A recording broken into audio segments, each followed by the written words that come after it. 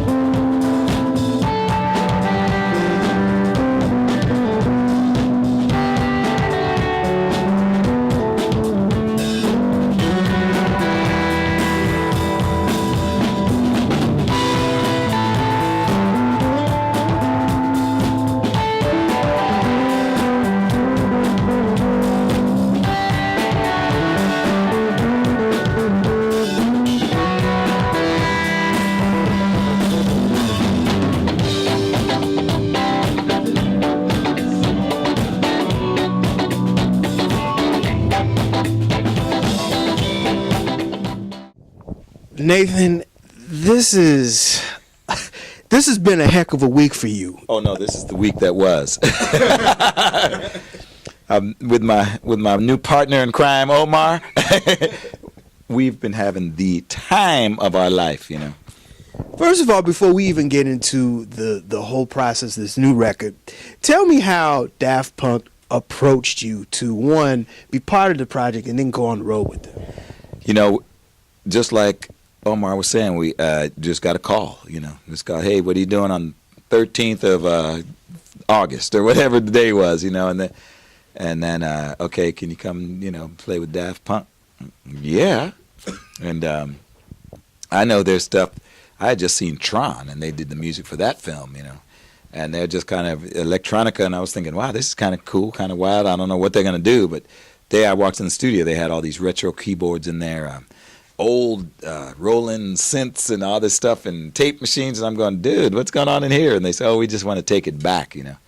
And so I love what they were going for. I think they accomplished it. And I guess the icing on the cake was the performance at the Grammys. That was, to me, a huge move on everybody's part to get that call. I was actually in New York when I got the call, and they said, we want to put the band back together that played on Get Lucky and for a performance at the Grammys. And I actually had a gig at UCSD, I mean, a full-on confirmed gig. I never, ever cancel a gig, once, I mean, it's like, and so I sat there agonizing, and then, I was with the record label and all the guys from the marketing team. They said, man, Nate, how many people watch the Grammys, so it's like 30, 40 million people see you in one shot, and so they said, you got it. I said, but I never cancel. So I called my professor at UCSD and asked him, I said, this is an opportunity of a lifetime. And he said, okay. And he said the chancellor was gutted, and all these people were like, but we managed to move the gig back a week, so, which is even better. I was just telling Omar just a few minutes ago, Daft Punk, I've been a big fan of theirs. They are this generation's Kraftwerk and Right. Devo. Yeah, absolutely. I agree with that analogy. And they're relevant without having to be trendy. They're trendsetters. And so I think, like the song says, let's raise the bar. I think that performance raised the bar of what people, expect to do. And, I think people look up that, when you see real players and folks getting it done like that, I think it's inspiring. It's inspiring to me. I know, so hopefully it'll be inspiring to the players. What was Stevie's take on it? Stevie, shoot, he loved being there. Loved being there. As a matter of fact, he has so much going on that to get him there is almost like a miracle. And so he showed up, and you couldn't keep him away.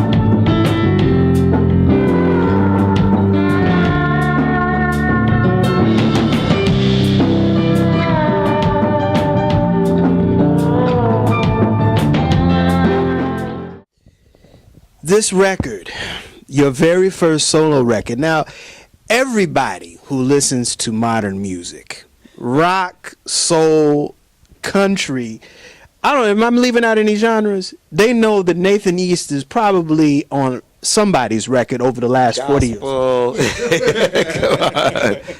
Yeah, reggae, somebody, yeah. What took so long? Well, I've been busy. And literally, I have been talking about doing this for so long, I don't even know what took so long, except that, you just get on with your life, and next thing you know, 20, 30 years have gone by in a blink, you know.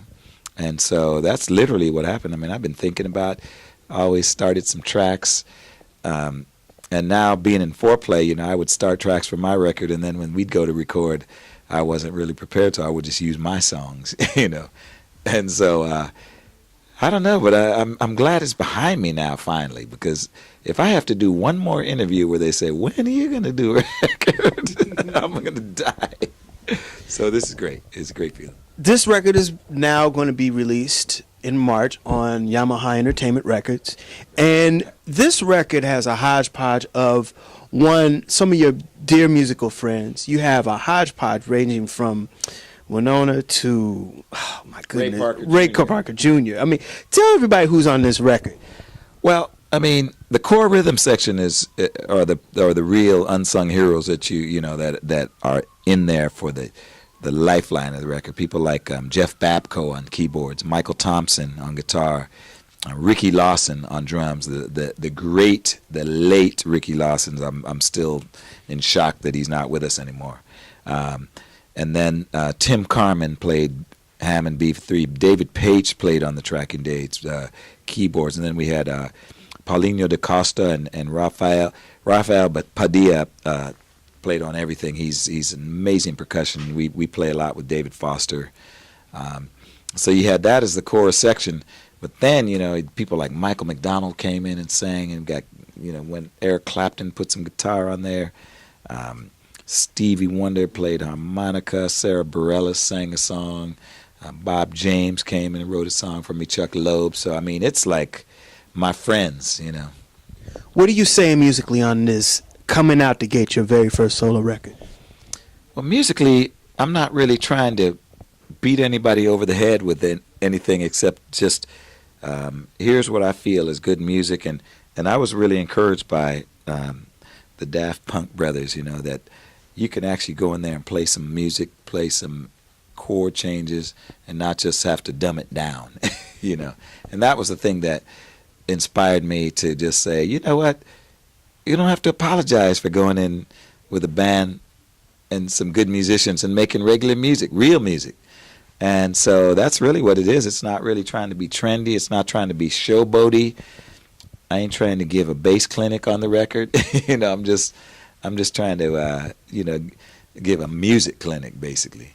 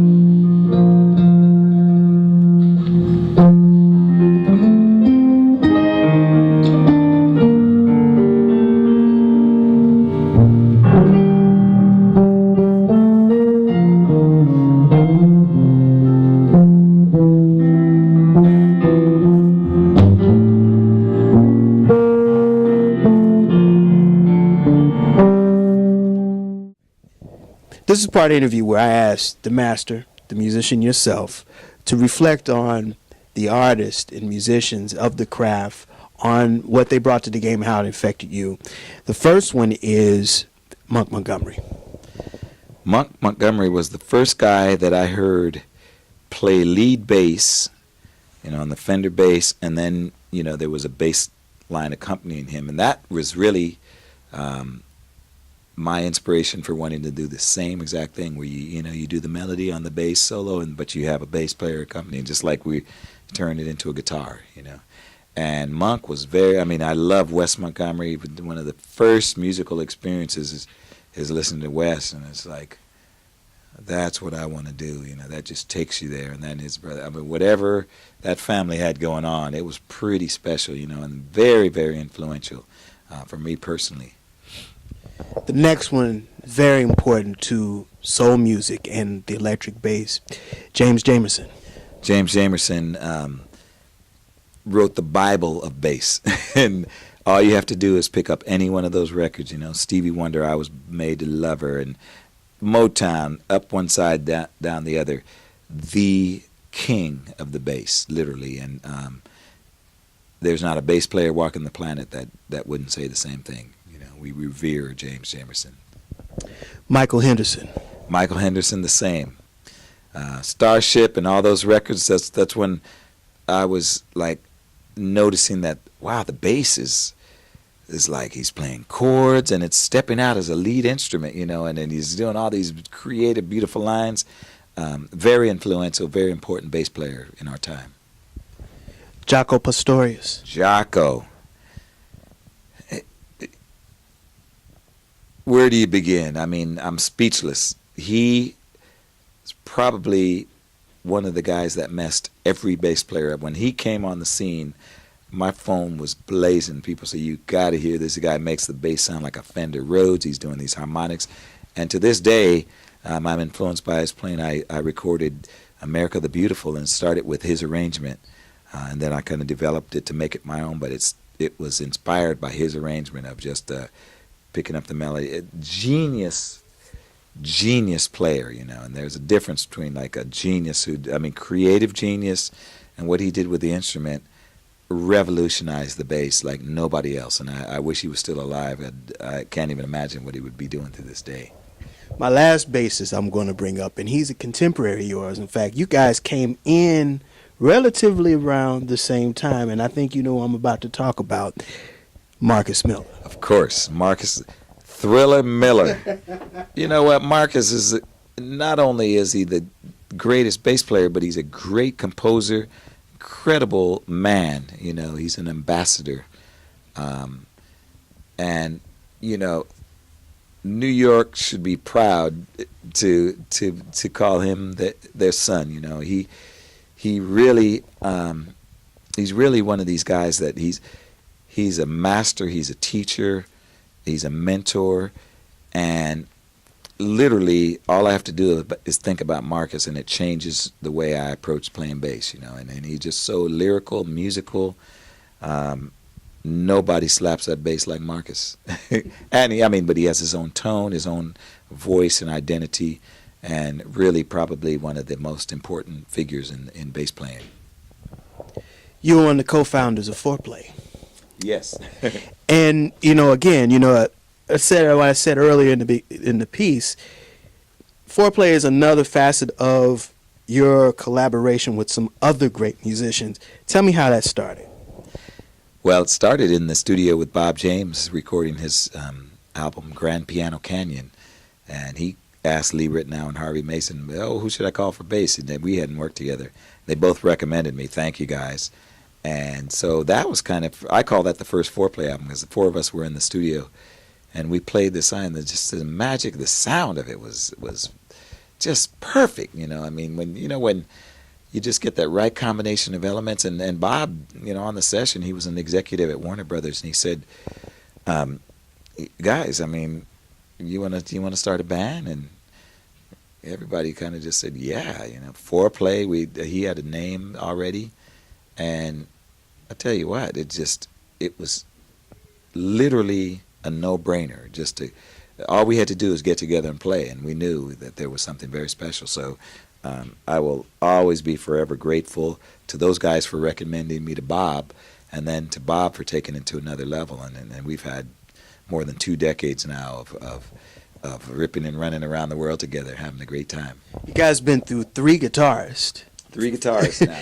And what's the formula of Foreplay? What's kept you guys together? You guys enjoy each other? Because you guys have recorded with other artists throughout the years, but this is just real special. Yeah, we enjoy each other's company on and off the stage, and we really have a good time traveling around. I mean, first of all, you know, when you think about being in a band and you bring in a song, and your sidemen musicians are Bob James and Harvey Mason and Lee Ritenour or Larry Carlton or Chuck Loeb, you cannot lose. And I mean, what's not to love about that? I absolutely love every time we're together. It's the camaraderie, friendship, fellowship, and musical celebration is magic.